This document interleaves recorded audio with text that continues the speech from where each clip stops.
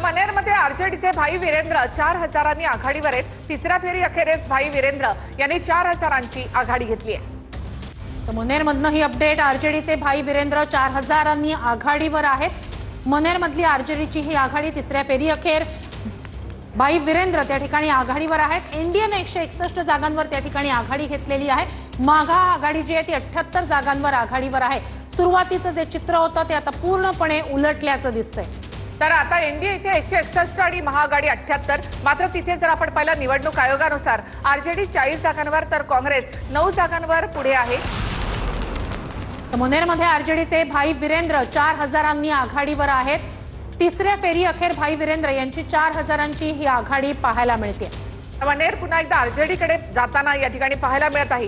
तर भाजप 71 आणि जेडीयू 71 जागांवर आघाडीवर। मोठी आघाडी जेडीयूने या ठिकाणी घेतलेली आहे। भाजपच्या मात्र मागच्यापेक्षा जागा या ठिकाणी कमी होताना पाहायला मिळत आहेत। तर जेडीयू मात्र आपल्या असलेल्या जागांपेक्षा सुद्धा आणखी पुढे निघालेली पाहायला मिळते। एकदा नितीश कुमार यांची शेवटची निवडणूक म्हटलं जातं, त्यामुळे देखील एक त्याचाही परिणाम या निवडणुकीवर झालेला असावा किंवा महिला मतदार मोठ्या संख्येनं निवडणुकीसाठी मतदानासाठी उतरल्या। 9% मतदान जास्त झालं। हे 9% वाढलेलं मतदान हे एनडीएच्या पारड्यामध्ये पडलेलं आहे असं या आकड्यांवरून तरी पाहायला मिळतं। नक्कीच पुन्हा एकदा हे आपण आकड्यांवर नजर टाकूया।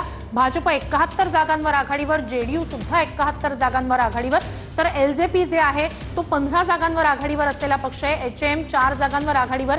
एनडीएची ही स्थिती। तर दुसरीकडे महाआघाडीतली स्थिती काय? आरजेडी 58 जागांवर आघाडीवर आहे।